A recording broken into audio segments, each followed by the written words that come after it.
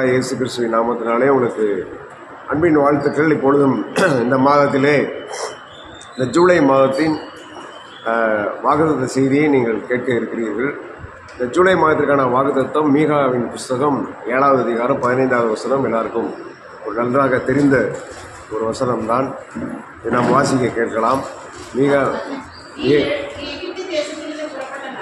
எகிப்து தேசத்தில் புறப்பட்ட நாளில் நடந்தது போலவே உன்னை அதிசயங்களை காணப்பண்ணுவேன். ஹல்லேலூயா, ஹல்லேலூயா. உன்னை அதிசயங்களை காணப்பண்ணுவேன். அப்போ ஆண்டவர் நம்ம இந்த மாதம் முழுவதும் அதிசயங்களை காணப்பண்ணுகிறார். போன மாதத்தின் வாக்குத்தத்தம் உங்களுக்கு ஞாபகம் இருக்கும்னு நினைக்கிறேன். 48:6 ஏசாயா, இது முதல் புதியவைகளையும் மறைபொருளையும் உங்களுக்கு தெரிவிக்கிறேன் என்று ஆண்டவர் சொன்னார். உங்களுக்கு நிச்சயமாகவே இதை பார்த்து கொண்டிருக்கிற உங்களுக்கு ஆண்டவர் நிச்சயமாக தெரிவித்திருப்பார். இந்த ஜூலை மாதத்திலும் ஆண்டவர் கொடுக்கிற ஆசீர்வாதமான வாக்குத்தத்தம் மீகாவின் புஸ்தகம் 7ஆம் அதிகாரம் 15வது வசனம்.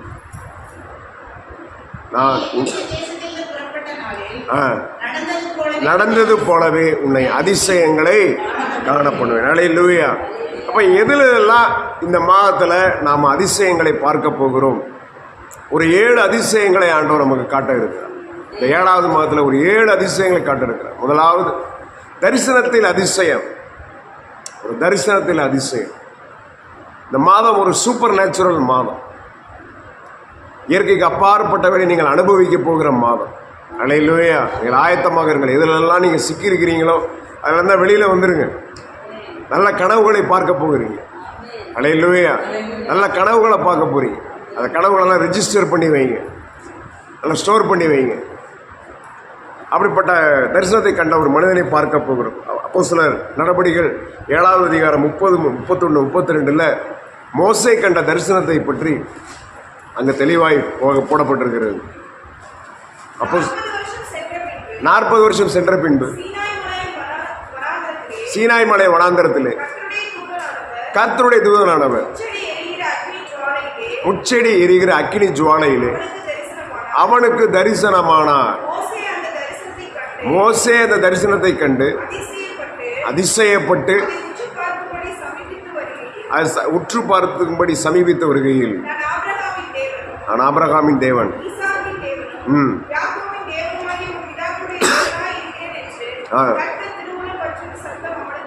ஹல்லேலூயா.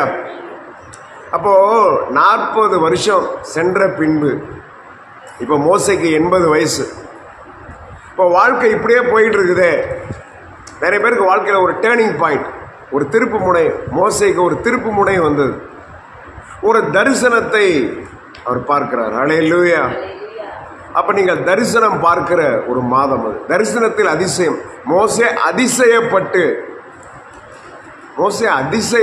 அப்படின்னு போட்டிருக்கு பாருங்க. அதனால நான் அந்த வசனத்தை எடுத்துக்கொண்டேன். யாத்திராகமத்தில் இருக்கிறது. ஏன் அதிசயப்பட்டாருங்கிற விஷயம் யாத்திராகமத்தில் இருக்கிறது. ஒரு முச்செடி இருக்கிறது, அதில் அக்கினி பற்றி எரிந்து கொண்டிருக்கிறது, அது வெந்து போகாமல் இருக்கிறது. ஹல்லேலூயா. அது வெந்து போகாமல் இருக்கிறது என்ன? கிட்ட போய் நான் அதை பார்ப்பேன் அப்படின்னு போய் பார்ப்பார். யாத்திராகமத்தில் 3ஆம் அதிகாரத்தில் இருக்கிறது. கிட்ட வருகிறதை கர்த்தர் கண்டார். அப்பொழுதுதான் அவர் சொல்றாரு, மோசே மோசே என்று கூப்பிட்டார். 2 முறை எங்கெல்லாம் ஆண்டவர் கூப்பிடுறாரோ அங்கே ஆண்டவர் வந்து ஒரு அழைப்பை கொடுத்துருப்பார், இல்லைன்னா ஒரு எச்சரிக்கையை கொடுத்துருப்பார். உனக்கு இப்படி நடக்க போகுது, சீமோனே சீமோனே, கோதுமை சுளையினால் புடைக்கிறது போல சாத்தான் உன்னை புடைக்கிறது உத்தரவு கேட்டுக்கொண்டார். எங்கெல்லாம் 2 தடவை சாமுவேலே சாமுவேலே அப்படின்னு கூப்பிட்டு அவனுக்கு ஒரு தீர்க்கதரிசி சொன்னார். 2 முறை ஆண்டவர் பேரை சொல்லி கூப்பிட்டாருன்னா மிக முக்கியமான ஒரு காரியம். அதுபோல் உங்களுடைய பேரை சொல்லி ஆண்டவர் கூப்பிடுவார்னு நான் விசுவாசிக்கிறேன். ஹல்லேலூயா. உங்கள் காது கேட்க ஆண்டவர் பேசுவார். ஹல்லேலூயா.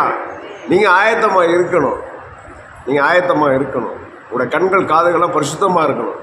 அதெல்லாம் பரிசுத்தமாக இருக்கிறதா? ஹல்லேலூயா. உங்கள் கனவு வாழ்க்கையை ஆண்டவர் பரிசுத்தப்படுத்தி இருக்கிறார். ஹல்லேலூயா. நீங்களும் உபவாசம் பண்ணி ஜெபம் பண்ணுங்க. வாரத்தில் 2 வேளை 3 வேளை உபவாசம் பண்ணி ஜெபம் பண்ணால் கண்டிப்பாக நல்ல கனவுகள் தரிசனங்களை ஆண்டவர் காட்டுவதற்கு ஆயத்தமாக இருக்கிறார். ஹல்லேலூயா. அப்போது அது தரிசனம். அந்த தரிசனத்தில் ஒரு அதிசயம் நடக்கிறது. முச்செடி எரிகிறது, அது வெந்து போகாமல் இருக்கிறது. அப்போ அங்கே போய் பார்க்குறாரு. அப்போ கர்த்தருடைய தூதன் அங்கே தோன்றி அங்கே அவரோடு கூட பேசுகிறார். அப்படி ஆண்டவர் ஒரு தரிசனத்தில் அதிசயத்தை, ஒரு அதிசயமான தரிசனத்தை, ஒரு அதிசயமான கனவுகளை உங்களுக்கு இந்த மாதத்தில் ஆண்டவர் காட்டும்படியாக இருக்கிறார். அல்லேலூயா. தான் தரிசனத்தில் அதிசயம். அதுக்கடுத்து குறைவில் அதிசயம். இந்த மாதத்தில் எதெல்லாம் குறைவுபட்டிருக்கிறீங்க? யோவான் சுவிசேஷம் 2ஆம் அதிகாரம் 10வது வசனம் 11வது வசனத்தில் கொடுத்து திருப்தி அடைந்த பின்பு ருசி குறைந்ததை கொடுப்பான். நல்ல ரசத்தை இதுவரைக்கும்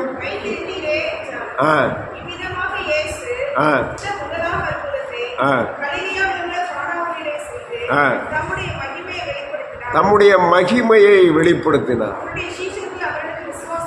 அல்லேலூயா. மகிமையை வெளிப்படுத்தினார். முதலாவது அற்புதம் மிக முக்கியமானது. தன்னுடைய மகிமையை வெளிப்படுத்தினார். அதிசயம். தண்ணீருங்கிறது நிறமற்ற பொருள், மனமே இல்லாதது, சுவையே இல்லாது. நிறம் கிடையாது, மனம் கிடையாது, சுவை கிடையாது தண்ணீருக்கு. அதை நிறமுள்ள, மனமுள்ள, சுவையுள்ள ஒரு திராட்சை ரசமாக ஆண்டவர் மாற்றிய அதிசயம் அது. அல்லேலூயா. அப்போ அங்கே என்ன நடக்கிறது? அது ஒரு திருமண வீடு.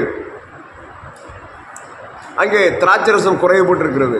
யூதர்கள் 7 நாள் கல்யாண விருந்து செய்வார்கள். முதல் நாளில் முதல் தரமான திராட்சை ரசம் இருக்கும், 2வது நாளில் திராட்சை ரசம் இருக்கும், 3வது நாள்லேருந்து கொஞ்சம் கொஞ்சமாக அந்த தரம் குறைய தொடங்கும். இப்போ முதல் நாளில் ரொம்ப முக்கியமானவங்களை கூப்பிடுவாங்க, நல்லா பெரியவங்களை கூப்பிடுவாங்க, நல்ல பரிசேயர்கள், பிரதான ஆசாரியர், இந்த மாதிரி நிறைய பேர் கூப்பிடுவாங்க. இன்னும் கொஞ்சம் செல்வந்தராக இருந்தால் விட்டா ராஜாவே கூப்பிட்டுருவாங்க, அல்லது பிலாத்து மாதிரி கவர்னரை கூப்பிடுவாங்க. அவங்கெல்லாம் முடிச்சுட்டு போன பின்பு 3வது நாள் 4வது நாளில் சாதாரணமானவங்க கூப்பிடுவாங்க. ஆண்டவர் போனது ஒரு 4வது நாள் 5வது நாள். அதான் அவன் சொல்கிறான், எந்த மனுஷனும் உன்னை நல்ல திராட்சை ரசத்தை வச்சுருப்பான், நீங்கள் நல்ல பெஸ்ட்டு திராட்சை ரசத்தை கடைசியில் வச்சுருந்தீங்களே, அது எப்படி வந்ததுன்னு வேலைக்காரங்களுக்கு மட்டும்தான் தெரியும். அல்லேலூயா. 6 கற்சாடிகள் நிறைய தண்ணீரை நிரப்பி, அதுவும் கை கால் கழுவுற கற்சாடி கொண்டு போய் நீங்கள் கொடுங்கள் என்று ஆண்டவர் சொன்னார். அவர்கள் கொடுத்தார்கள். அது முதல் தரமான திராட்சை ரசமாக இருந்தது. அப்போ என்ன குறைவுபட்டிருக்கு? உங்கள் திருமண வாழ்க்கையில் என்ன குறைவுபட்டிருக்கிறது? அந்த குறைவில் ஒரு அதிசயத்தை ஆண்டவர் நடப்பிக்க வல்லவராக இருக்கு. அல்லேலூயா. உங்கள் பொருளாதாரத்தில் என்ன குறைவு இருக்குது? அதில் பொருளாதாரத்தில் ஆண்டவர் ஒரு காரியத்தை நடப்பிக்க வல்லவராக இருக்கிறார். நீங்கள் கொடுக்குறதுல உண்மையாக இருங்க, அசோபாக காணிக்கையில் உண்மையாக இருங்க. அந்த குறைவில் ஒரு அதிசயத்தை ஆண்டவர் நிரப்பிக்க இருக்கிறார். கடன் பிரச்சனையில் அதிசயத்தை ஆண்டவர் நிரப்பிக்க வல்லவராக இருக்க. நீ விசுவாசித்தால் தேவனுடைய மகிமையை காண்பாய். அல்லேலூயா. அப்போ இவைகள் எல்லாவற்றிலும் ஆண்டவர் ஒரு அதிசயத்தை காண்பிக்க இருக்கிறார். குறைவில் ஒரு அதிசயம் உங்களுக்கு நடக்க இருக்கிறது. இப்போ அதிசயங்களை காணப்பண்ண போகிறார். குறைவில் ஒரு அதிசயம் குறைவுபட்டிருக்கிறது. ஆண்டவர் எப்போ வருவார்னா, ஒரு குறைவு இருந்தால் தான், குறைவு இருக்கும்போது ஆண்டவர் வருவார். அல்லேலூயா. நிறைவு இருக்கும்போது அங்கே தான் இருப்பார். ஆனால் சரியாக நமக்கு ஆபத்து இருக்கும்போது அங்கே ஆண்டவர் இருப்பார். அல்லேலூயா. ஆபத்து இருக்கும்போது தவிக்க விட்டு வேடிக்கை பார்க்குற ஆண்டவர் அல்ல. சில நேரங்களில் நம்மளை ட்ரைனிங் பண்ணுறதுக்காக விட்டுருப்பார். அல்லேலூயா. சில நேரத்தில் நம்மளை ட்ரைனிங் பண்ணுறதுக்காக. அதான் மோசே சொன்னார், 40 வருஷம் உன்னை வனாந்தரத்தில் சுற்றி திரிந்து உன் இருதயத்தில் இருக்கிறதை அறியும்படி தேவர் உன்னை சோதித்து பார்த்தார் என்று சொன்னார். உங்கள் இருதயத்தில் என்ன இருக்குது, உங்கள் இருதயத்தில் என்ன இருக்குன்னு சோதனை நேரத்தில் தான் தெரியும். அல்லேலூயா. சோதனை நேரத்தில் தான் தெரியும் உங்கள் இருதயத்தில் என்ன இருக்குது. அப்படி சில நேரத்தில் சோதிச்சு பார்த்துருப்பார். ஆனால் சரியான நேரத்தில் ஆண்டவர் உங்களை உதவி செய்யாமல் விட்டிருக்க மாட்டார். அல்லேலூயா. அல்லேலூயா. அப்படி விட்டிருந்தால் ஆண்டவர் ஒருவேளை உங்களுக்கு சில பாடங்களை கற்றுக் கொடுக்க நேரிட்டிருக்கலாம். சில அனுபவம், வாழ்க்கைனா இப்படி தான் இருக்கும் அப்படின்னே சில நேரத்தில் ஆண்டவர் வழிநடத்தி கொண்டு போவார். வாழ்க்கைனா இப்படி தான் இருக்கும், ஒரு வேலைன்னா இப்படி தான் இருக்கும், ஒரு திருமண வாழ்க்கைனா இப்படி தான் இருக்கும். அல்லேலூயா. ஒரு குழந்தை வளர்ப்புனா இப்படி தான் இருக்கும். இதுக்குள்ளே நீங்கள் போகணும் அப்படிங்கிறதா வாழ்க்கைனா இப்படி தான் இருக்கும். சில நேரத்தில் கற்றுக் கொடுத்து அது மூலமாக மற்றவர்களுக்கு கற்றுக் கொடுப்பதற்காக சில பாதைகள் வழியாக ஆண்டவர் நடத்தி கொண்டு போயிருப்பார். ஆனால் எப்போதும் அதே பாதையாக இருக்காது. அல்லேலூயா. இப்போ குறைவில் ஒரு அதிசயத்தை காட்டுவார். மூன்றாவது, வியாதியிலே ஒரு அதிசயம்.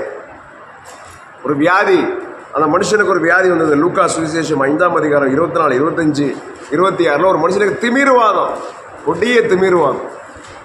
அந்த திமிர்வாதம் வந்து பயங்கரமாக இருந்தது. திமிர்வாதம் அவன் கையை முடக்கணிச்சு, காலை முடக்கணிச்சு, கடைசியில் படுத்த படுக்கையை மாறிட்டான். அப்போது அவனை கட்டிலோடு கூட என்ன பண்ணுறாங்க, மேலேருந்து கூரையிலேருந்து இறக்குறாங்க. வாசிங்க.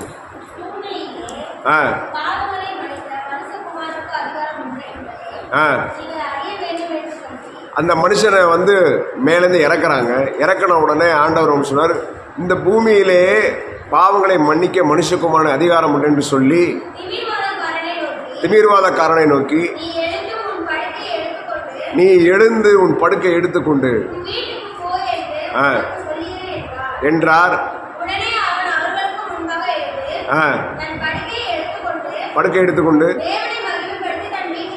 தேவனை மையப்படுத்தி வீட்டுக்கு போனான். ஆச்சரியப்பட்டு மகிமைப்படுத்தினார்கள்.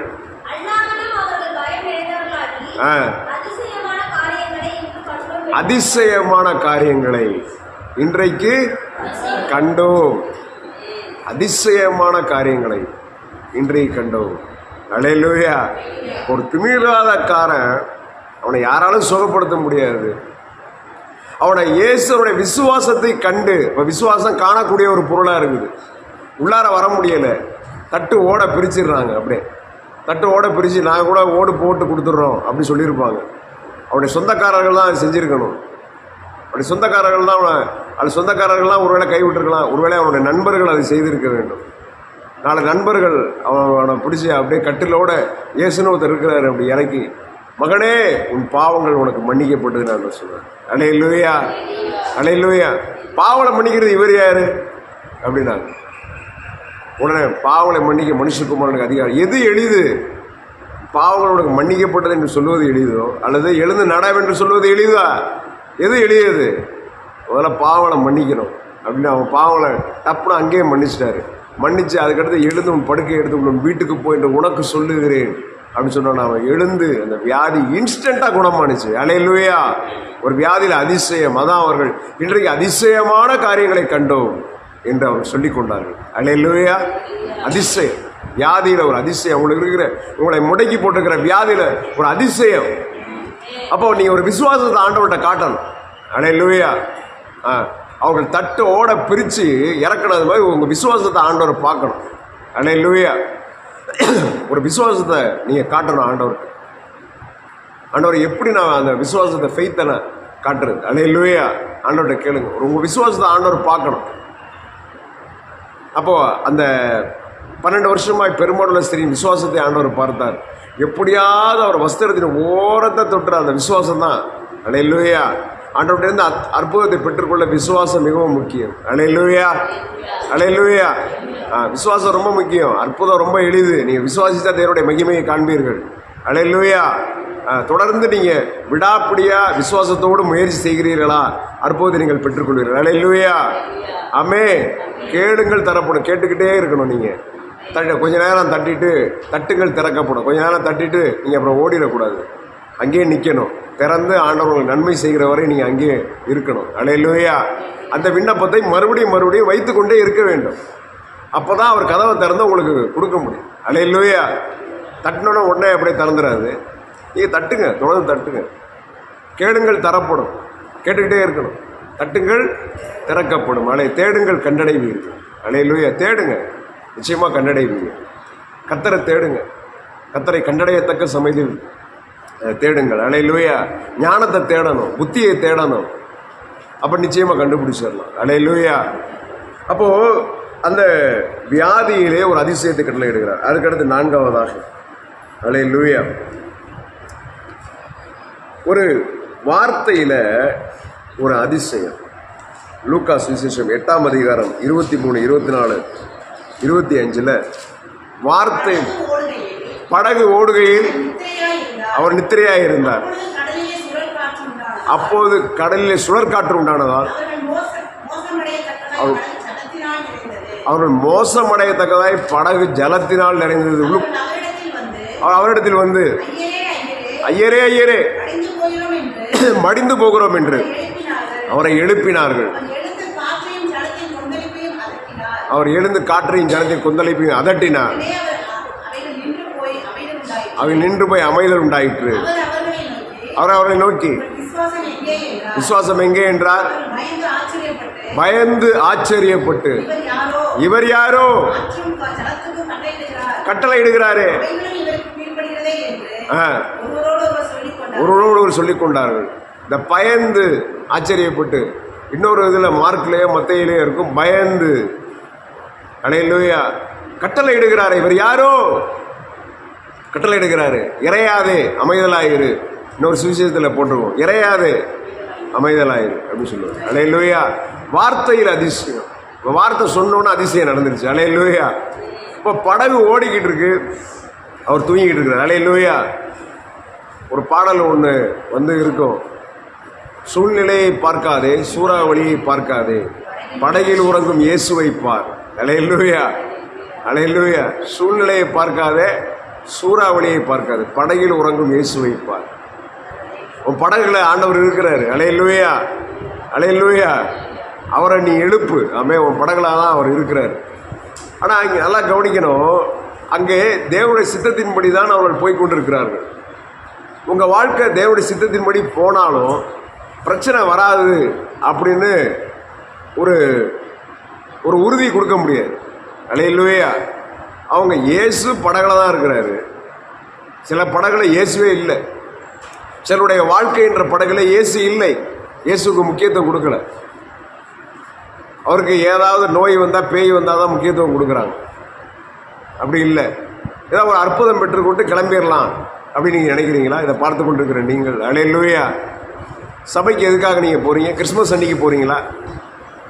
அல்லது நியூ இயர் அன்றைக்கி போகிறீங்களா? அல்லது ஈஸ்டர் அன்றைக்கி போகிறீங்களா? வாரம் வாரம் உங்கள் சபைக்கு போங்க. உங்கள் போதகர் இடத்துல நீங்கள் ஜெபம் பண்ணி கொள்ளுங்கள். உங்களுக்கு பிரச்சனை வந்தால் மட்டும் இயேசுகிட்ட போகாதீங்க. எப்பொழுது நீங்கள் போக முடியாது உங்களை அன்போடு கூட கேட்டுக்கொள்ளுகிறேன். அல்லேலூயா. அதே போல் நீங்கள் விசுவாசிக்கிறீங்களா? நீங்கள் ஊழியம் செய்கிறீங்களா? நான் காலமான ஜெபம் பண்ணிக்கிட்டு இருக்கிறேன். இப்போது என்னுடைய வாழ்க்கையில் ஒரு புயல் வீசி கொண்டிருக்கிறது. நீங்கள் அந்த சூழ்நிலையை பார்க்காதீங்க. ஆண்டவரை தட்டி எழுப்புங்க. உங்கள்கிட்ட தான் இருக்கிறார் அவர்.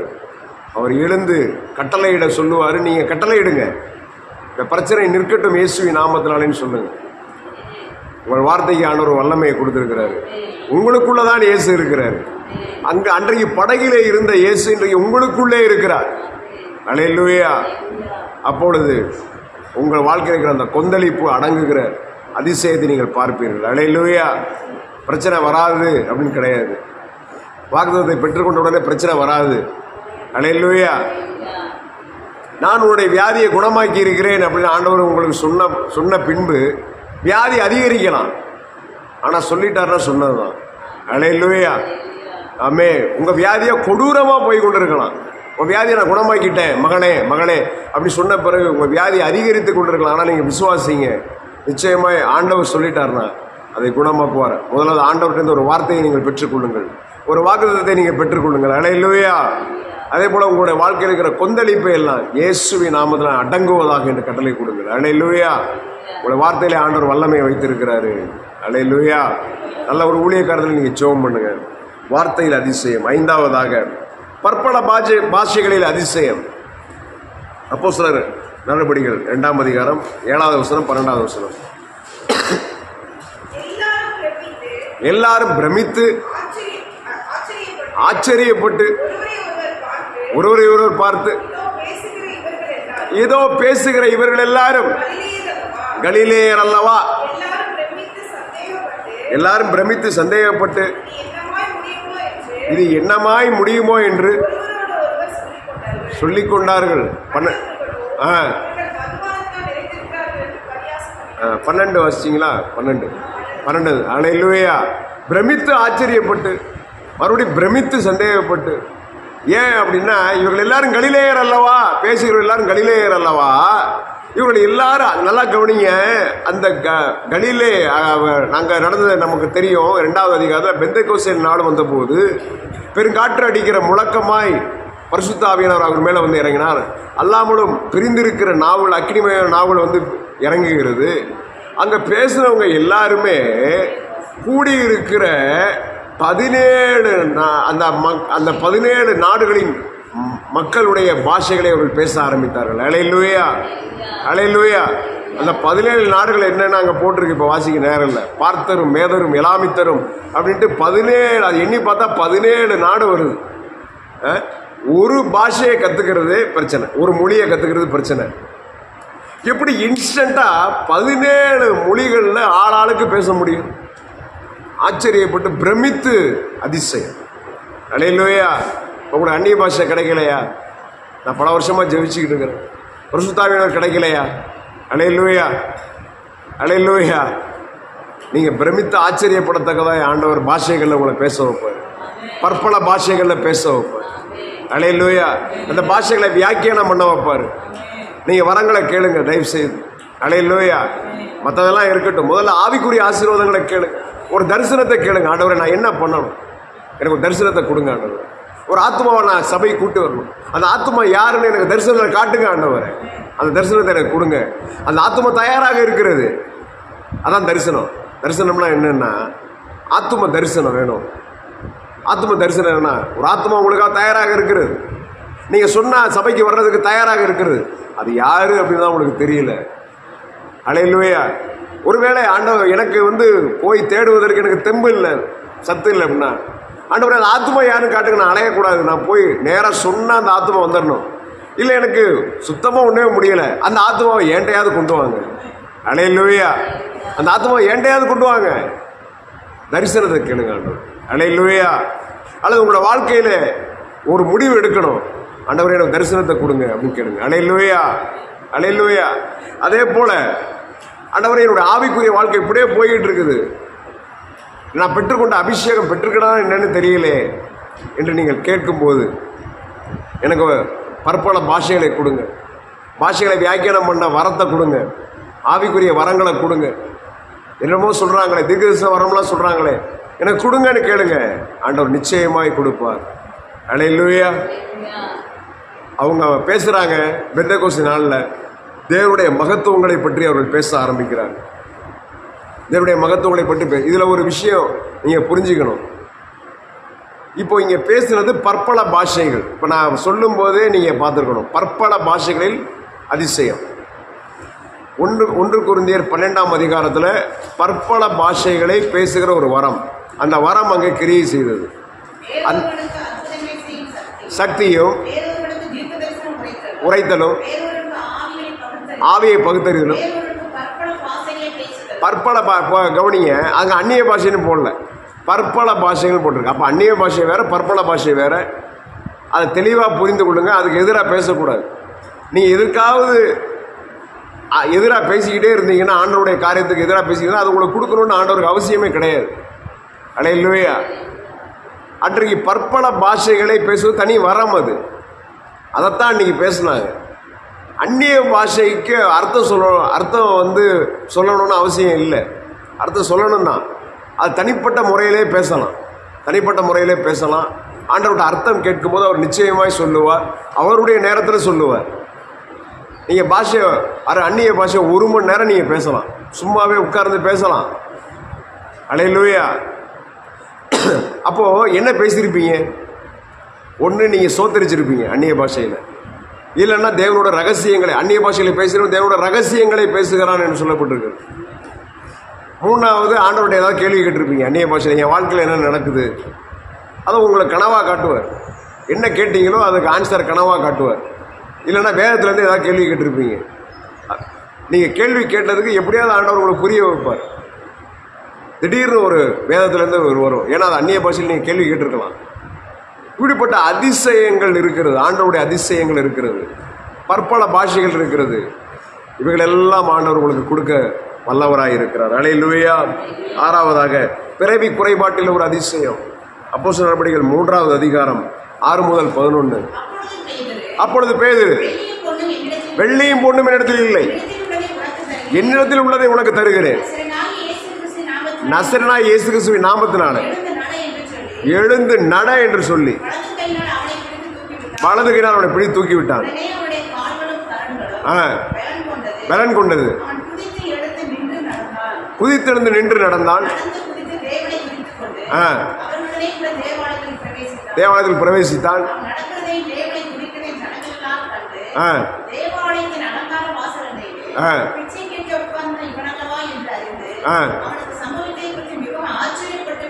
ஆச்சரியப்பட்டு பிரமித்தார்கள். அல்லேலூயா. மிகவும் ஆச்சரியப்பட்டு பிரமித்தார்கள். முடிவு வரைக்கும் வாசிட்டீங்களா? 11. பற்றி கொண்டிருக்கையில் பிரமித்து ஓடி வந்தார்கள். மறுபடியும் பிரமித்து எல்லாரும் ஓடி வந்தார்கள். ஓகே, போதும். எல்லாரும் பிரமித்து ஓடி வந்தார்கள். ஆச்சரியம், பிரமிப்பு. பிறவி சப்பானி. அல்லேலூயா. பிறவி சப்பானி. அவன் உட்காந்து பிச்சை கேட்டுக்கிட்டு இருக்கிறான். வழக்கமாக பிச்சை கேட்டுக்கிறான். அலங்கார வாசல் என்னப்பட்ட வாசலில் உட்காந்து பிச்சை கேட்டுக்கிட்டு இருக்கிறான். பேதுருவும் யோவானும் வர்றாங்க. அப்போ தான் ஃப்ரெஷ்ஷாக பரிசுத்த ஆவியானவரை பெற்றுக்கொண்டு வருகிறார்கள். இப்போ பார்த்தோம்ல, 2ஆம் அதிகாரத்தில் பார்த்தோம்ல, ஃப்ரெஷ்ஷாக அப்போ தான் பரிசுத்த ஆவியானவர் இறங்கியிருக்கிறாரு சபம் மேலே. ஜெப வேலையாக 9ஆம் மணி நேரத்தில் வர்றாங்க. அப்படின்னா மத்தியானம் 3 மணிக்கு வர்றாங்க. மத்தியானம் 3 மணிக்கு வர்றாங்க. ஜெப வேலையாக 9ஆம் மணி நேரம். அப்போ அவன் உட்காந்து பிச்சை கேட்டுக்கிட்டு இருக்கான். டக்குன்னு அங்கே பேதுரு அவனை பிச்சை கேட்குறான். ஏதாவது கிடைக்கும், எங்களை உற்றுப்பார், எங்களை நோக்கிப்பார். அப்போ நோக்கி பார்க்குறதுல ஒரு அபிஷேகம் இருக்குது. எங்களை நோக்கிப்பார். வெள்ளியும் பொண்ணும் என்னிடத்தில் இல்லை, என்னிடத்தில் உள்ளதை உனக்கு தருகிறேன். நசரேயனாகிய இயேசு நாமத்தில் எழுந்து நட. பிறவி சப்பானி. நல்லா கவனிங்க. ஆண்டவர் செய்ததில் நிறைய உயரிய அற்புதம் யோவானில் இருக்குது. அதில் ஒன்று பிறவி குருடனை குணமாக்கினது. என்ன குருடன் குணமாக்கிறது? மற்றவங்களாம் பிறவி குருடர்களை ஆண்டவர் குணமாக்கி இருக்கிறார். ஆனால் பிறவி குருடனை ஆண்டவர் குணமாக்கினது அதிசயம். அல்லேலூயா. இதை கடைசியில் ஆண்டவர் செஞ்சுருப்பார். எருசலேமில் ஆண்டவர் செஞ்சுருப்பார். ஆனால் இவங்க அப்போஸ்தலர்கள் அபிஷேகம் பெற்ற பின்பு செஞ்ச முதல் அற்புதமே பிறவி சப்பானியை நடக்க பண்ணுது. அல்லேலூயா. அதான் ஆண்டவர் சொன்னார், என்னை விசுவாசிக்கிறோம், நான் செய்த காரியங்களும் அதிகமாக செய்வான். அல்லேலூயா. அதை ஒரு தடவை சொல்லியிருந்தாரு, ஒரு தடவை செஞ்சார் பிறவி கூடன. இவங்க ஆரம்பித்ததே முதல்ல பிறவி சப்பானியை தான் குணமாக்கியிருக்காங்க. எடுத்தோடனே பெரிய அற்புதம். அல்லேலூயா. இப்போ பிறவி குறைபாடுகள் ஏதாவது உங்களுக்கு இருக்கிறதா? இந்த மாதிரி ஆண்டவர் அதிசயத்தை விளங்க பண்ணுவார். அல்லேலூயா. பிறந்ததுலேருந்து நான் இப்படி இருக்கிறேன், நான் வளர்ந்ததுலேருந்து இப்படி இருக்கிறேன், எனக்கு பிறவிலே இப்படி இருக்குது, எனக்கு பிறந்ததுலேருந்து நான் அப்படி கஷ்டப்பட்டுக்கிட்டு இருக்கிறேன். ஆண்டவர் அதில் ஒரு அதிசயத்தை ஆண்டவர் செய்ய இருக்கிறார். அல்லேலூயா.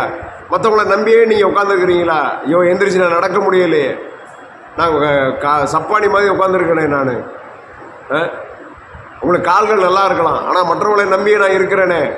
ஆண்டவர் இந்த மாதிரி உங்களுடைய கால்கள் கரடுகளை குதித்தெழுந்து நின்று நடந்து நீங்கள் போய் மற்றவர்கள் உதவி இல்லாமல் காரியங்களை சாதிக்கவும், மற்றவர்களே சார்ந்து இல்லாமல், உங்களுடைய தேவைகளுக்காக மற்றவர்களை சார்ந்து இல்லாமல், அதுவும் ஒரு சப்பானித்தன்மை.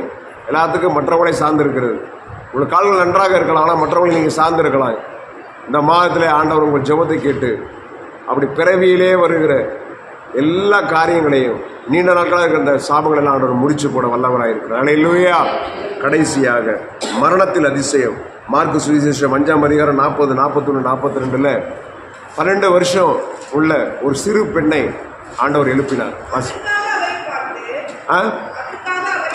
அவரை பார்த்து நகைத்தார்கள்.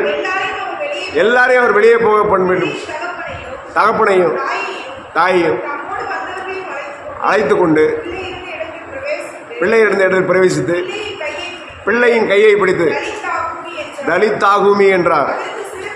சிறு பெண்ணே எழுந்திரு என்று உனக்கு சொல்லுகிறேன் என்று அர்த்தமாம். சிறு பெண் எழுந்து நடந்தாள். அவள் 12 வயதுள்ளவளாக இருந்தால் அவள் மிகுந்த ஆச்சரியப்பட்டு பிரமித்தார்கள். அல்லேலூயா. மிகுந்த ஆச்சரியப்பட்டு பிரமித்தார்கள். எப்படி இது சாத்தியம்? அவளை குளிப்பாட்டி கொண்டு போய் அடக்கம் பண்ணுறதுக்காக வச்சுருக்கிறாங்க. 12 வயசு உள்ள பொண்ணு யவீரு அப்படிங்கிற ஜபா ஆலயத்தினுடைய ஒரே மகள். ஒரே மகள் மரண அவஸ்தையாக இருக்கிறான்னு அவன் வந்து கேட்குறான். யவீரு வந்து கேட்குறான். இந்த வர்றேன்னு ஆண்டவர் கிளம்புறாரு. கிளம்புறவருக்கு இன்னொரு அற்புதம் வந்து அப்படி தடுக்குது. அங்கே தான் 12 வருஷம் பெரும்பாடு உள்ள ஒரு ஸ்திரீ எப்படி ஆகிலும் அவனுடைய வஸ்திரத்தின் ஓரத்தை தொட்டுடலாம்னு சொல்லிட்டு வந்து தொட்டு அங்கே சுகமாகிட்டு இருக்கிறார். மகளே, நான் உனக்கு சுகம் கொடுத்துக்கிட்டு இருக்கிறேன், உன் விசுவாசம் உன்னை ரட்சித்ததுன்னு சொல்லிக்கிட்டு இருக்கிற நேரத்திலேயே அங்கே வந்து சொல்கிறாங்க, போதகரை வருத்தப்படுத்த வேண்டாம், உன் மகள் மரித்து போனான்னு சொன்னார். ஆண்டவர் சொன்னார், பயப்படாத, விசுவாசம் உள்ளவனா இரு அப்படின்னு சொல்கிறாரு. போகிறாரு. தொடர்ந்து போய் அங்கே எல்லாரும் இவர் நித்திரையாக இருக்கிறாள். ஆண்டவரை பொறுத்த வரைக்கும் மரணமே ஆனாலும் தூக்கம்தான். அல்லேலூயா. ஆண்டவரை பொறுத்த மரணமே ஆண்டவர் மரண வீட்டுக்கு போனால் அது சந்தோஷ வீட்டாக மாற்றிடுவார். சந்தோஷ வீட்டுக்கு போனால் இன்னும் சந்தோஷ வீடாக மாற்றிடுவார். அல்லேலூயா. உங்கள் காரியங்கள்லாம் மரிச்சு இருக்குதா? உங்கள் வீட்டில் சில காரியங்கள்லாம் மரித்து இருக்கிறதா? உங்கள் ஜபம் செத்து போயிருச்சா? உங்கள் வேத வாசிப்பு செத்து போயிருச்சா? இதெல்லாம் செத்து போயிருக்கிறதோ ஆண்டவர் அதை உயிர்ப்பிக்க வல்லவராக இருக்கிறார். உயிர்ப்பிக்க வல்லவராக இருக்கிறார். அல்லேலூயா. பல வருஷமாக இருக்கிற கோர்ட்டு கேஸில் ஆண்டவர் அதிசயத்தை செய்ய வல்லவராக இருக்கிறார். அல்லேலூயா. இல்லை எதெல்லாம் நீங்கள் அவ்வளோதான் முடிஞ்சு போச்சு அப்படின்னு அடக்கம் பண்ணுறதுக்கு ரெடியாக வச்சுருக்கிறீங்களா, அந்த ப்ராப்ளம் எல்லாம் மறுபடியும் நீங்கள் ஜெபம் பண்ணுங்க. அல்லேலூயா. இந்த மாதத்தில் ஆண்டவர் அதிசயங்களை செய்ய வல்லவராக இருக்கிறார். எனவே இந்த வாக்குத்தத்தின்படி ஆண்டவர் உங்களுக்கு அதிசயங்களையும் அற்புதங்களையும் காட்ட வல்லவராக இருக்கிறார். நீங்கள் இந்த வாக்குத்தத்தை பற்றி கொண்டு நீங்கள் ஜெபம் பண்ணுங்கள். இந்த ஊழியத்தை நீங்கள் விரும்பினால் தாங்கள் கர்த்தர் உங்கள்